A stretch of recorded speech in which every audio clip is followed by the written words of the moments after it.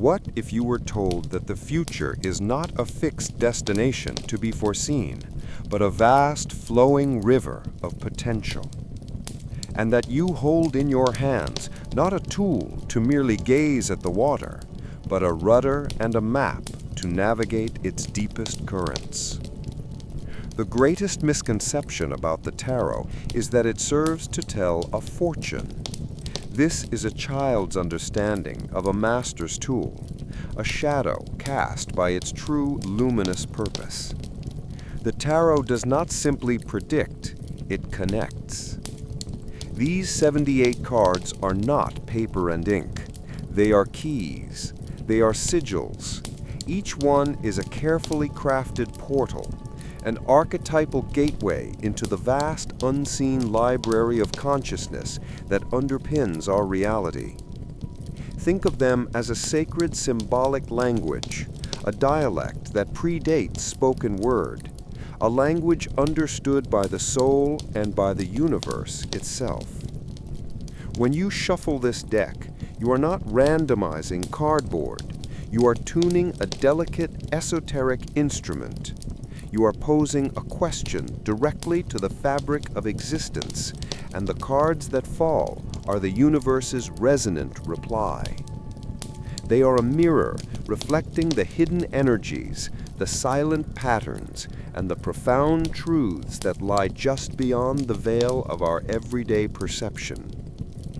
In our journey today, we will transcend the simplistic world of fortune-telling. We will explore how these ancient images serve as a bridge between your individual mind and the universal mind.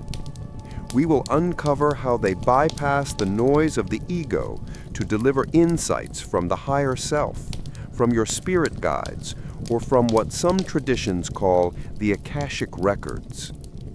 This is not about learning to predict your tomorrow.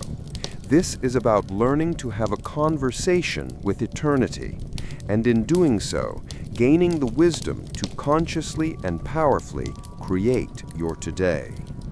Prepare to unlock the gateway. To understand the tarot's power as a celestial conduit, we must trace its journey through the currents of time. Its physical origins are humble, almost deceptive. Historians agree the first decks appeared in 15th century Italy, used for a parlor game called tarocchi by the wealthy elite.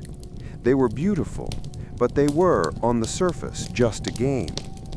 But like a sacred scripture hidden within a common traveler's pack, the true potential of the cards lay dormant, waiting for the esoteric spark. That spark ignited in the crucible of 18th century France. Mystics like Antoine Court de Gebelais looked upon the cards and saw not a game, but a profound survivor of a bygone age. He controversially proclaimed the tarot to be the legendary Book of Thoth, an ancient Egyptian tome of universal wisdom, saved from the burning libraries of Alexandria in the form of symbolic images. While this history is debated by academics, its philosophical impact was monumental. The tarot was no longer a game, it was a relic. The true alchemical marriage, however, was performed a century later by the magus Eliphas Levi. It was Levi who systematically fused the tarot with the mystical framework of the Kabbalah, linking the 22 major arcana to the 22 letters of the Hebrew alphabet and their corresponding paths on the tree of life. This was the masterstroke. The tarot was transformed into a comprehensive map of consciousness, a visual diagram of the soul's descent into matter and its journey back to the divine. Each card became a station, a lesson, an initiation on the path of enlightenment. This mystical DNA was perfected in the late 19th and early 20th centuries by the Hermetic Order of the Golden Dawn, a secret society of ceremonial magicians. They synthesized everything: Kabbalah, astrology, alchemy, and numerology into a single cohesive system, culminating in the deck most of us know today, the Rider-Waite-Smith deck. For the first time, all 78 cards, including the minor arcana, were given rich allegorical scenes, turning the entire deck into a vibrant, accessible gateway for intuition. But why does this work? The historical lineage forged the tool, but the philosophical underpinnings explain its function. The answer lies in the Hermetic axiom, as above, so below. The patterns of the cosmos, the great archetypal forces that govern reality, are mirrored within the human psyche. The 20th century psychologist Carl Jung called this inner cosmos the collective unconscious, a reservoir of shared myths, symbols, and experiences inherited by all humanity. The figures on the tarot cards, the Emperor, the Hermit, the Lovers, the Fool, are not just pictures. They are the faces of these eternal archetypes. They are the gods and goddesses, the heroes and villains that live within us all. The tarot, then, is the mirror that allows the below, our conscious mind, to see the reflection of the above, the vast, intelligent patterns of the universe, and the deep archetypal wisdom of the soul. So how does it truly work? How can 78 pieces of cardstock, printed with archaic images, possibly act as a bridge to higher consciousness? The answer is not found in superstition, but in three profound principles: the language of symbols, the power of focused consciousness, and the universal law of synchronicity. First, we must understand the language. Your conscious, everyday mind thinks in words and logic. It is the realm of prose. But your soul, your subconscious, and the higher realms of existence do not speak in sentences. They communicate through the universal language of symbols, archetypes, and feelings. It is the realm of poetry. Each tarot card is a masterfully composed poem. When you look at the death card, your logical mind might say ending, but your soul feels the entire spectrum: the fear of loss, the necessity of severance, the quiet promise of renewal, the liberation from old bonds. The symbol bypasses the analytical filter of the ego and delivers its message directly to the deeper, intuitive parts of your being. It's the difference between reading a technical description of the ocean's salinity and pressure and actually standing before the vast blue expanse and feeling its immensity. The tarot chooses the latter, always. Second is the role of you, the querent. You are not a passive spectator in this process. You are the active component that completes the circuit. Think of the universe as being filled with an infinite number of radio stations, each broadcasting a different stream of wisdom, information, and energy. The tarot deck is a highly sophisticated receiver capable of picking up any of these stations, but it is your consciousness, focused by a clear intention and a sincere question, that acts as the hand on the dial. When you shuffle the cards, you are not merely mixing them. You are performing a meditative act. You are physically infusing the deck with your unique vibrational signature, your emotional state, and the specific energy of your inquiry. This act of sacred randomization attunes the deck to your frequency, telling the universe precisely which station you are trying to connect with. Finally, the bridge that connects your inner world to the outer arrangement of the cards is the elegant, mysterious law of synchronicity. A term brought into our lexicon by Carl Jung, synchronicity describes a meaningful coincidence, an acausal connection between the psyche and the material world. A tarot reading is a deliberately engineered synchronicity. The seemingly random fall of the cards is not governed by chance, but by a profound resonance with the inner state of the querent. It is a cosmic echo. Your focused question is the call you shout into the vast canyon of reality. The cards that appear on the table are the echo bouncing back. The echo is not the call itself, but its shape perfectly maps the unseen contours of the canyon wall it touched. In the same way, your tarot spread maps the unseen, energetic, and archetypal landscape that surrounds your question, revealing the patterns, challenges, and opportunities that were previously invisible to you. Symbol, intention, and synchronicity, these are the first three keys to unlocking the gateway. We have established the how, the sacred circuit of symbol, intention, and synchronicity. Now we must ask the deeper question. When we make this connection, who or what is on the other end of the line? The higher realms are not a single monolithic entity. The tarot, as a finely tuned instrument, can connect you to multiple layers of wisdom depending on the depth of your inquiry. Most often, the primary voice you hear is that of your own higher self. This is the eternal, sovereign part of your being that exists beyond the fears and limitations of your everyday personality. It is the master artist who holds the complete blueprint of your life's masterpiece, while your conscious self is the apprentice, seeing only the current brushstroke. A tarot reading is a meeting between the apprentice and the master, a moment to receive guidance, encouragement, and a glimpse of the bigger picture from the wisest part of yourself. At other times, you tap into the vast ocean of the collective unconscious. The cards reveal which universal myths you are living out, which archetypal dramas are playing on the stage of your life. Are you the fool, stepping off the cliff into a new adventure? Are you the hermit, seeking wisdom in solitude? Understanding this places your personal struggles into a timeless, universal context, reminding you that you are not alone in your journey. This leads us to a crucial, lesser-known aspect of the tarot, its relationship with time and destiny. The cards do not show you the future, for a single immutable future does not exist. Instead, they reveal the most probable future. They offer a snapshot of your current energetic trajectory. Think of it as a divine weather report. A forecast of heavy rain does not condemn you to get wet. It empowers you. It gives you the information you need to grab an umbrella, change your route, or perhaps decide to stay inside and wait for the storm to pass. When the cards show a difficult outcome, like the Ten of Swords or the Tower, it is not a curse.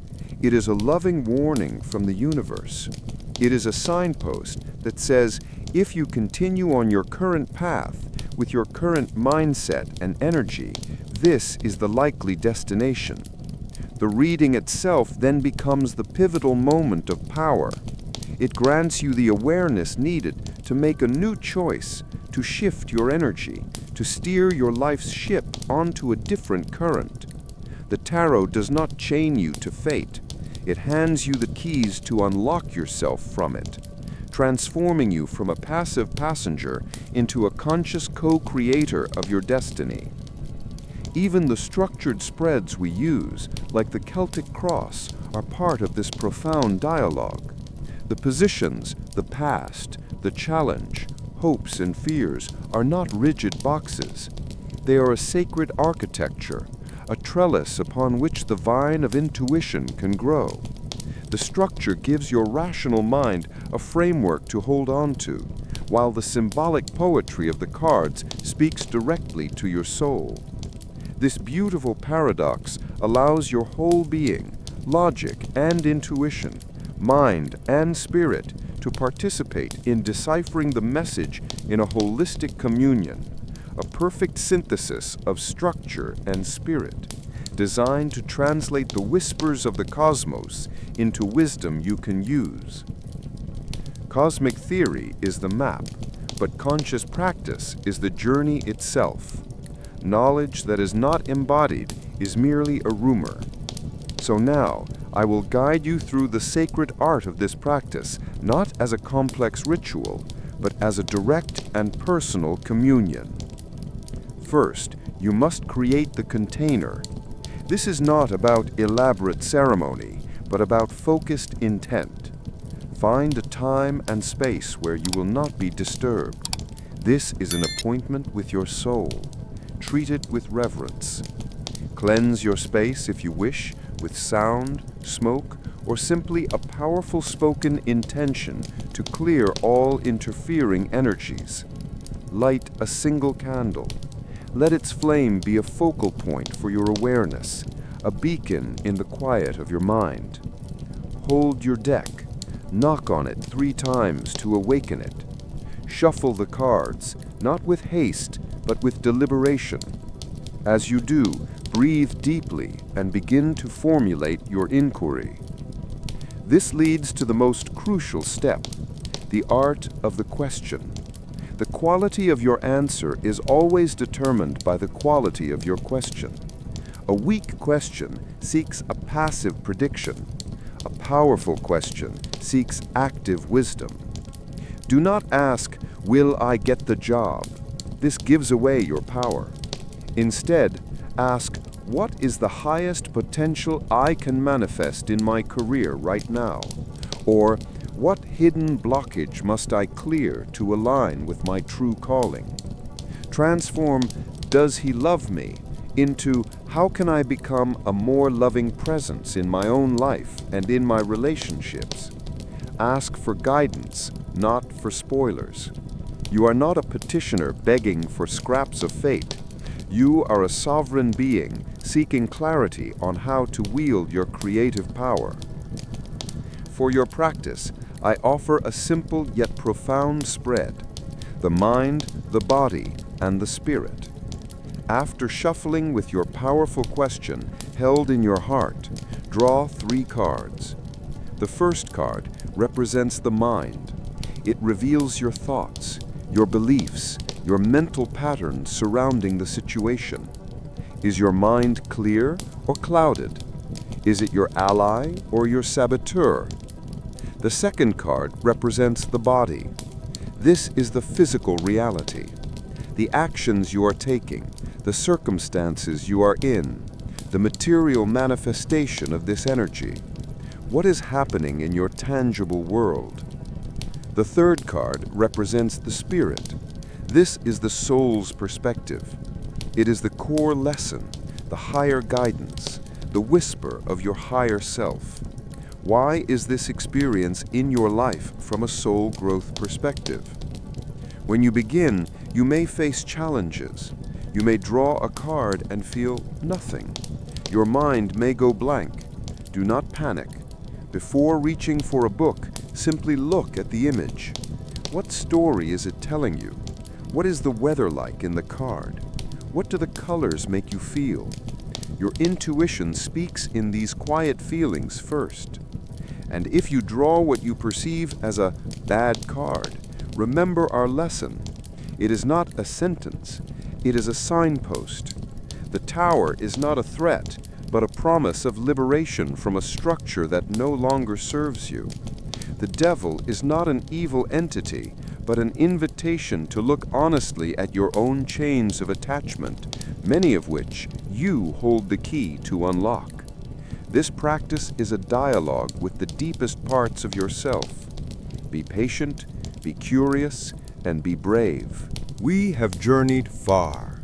We began by shattering the illusion of simple fortune-telling, and in its place we have built a new understanding, one founded on connection, consciousness, and co-creation.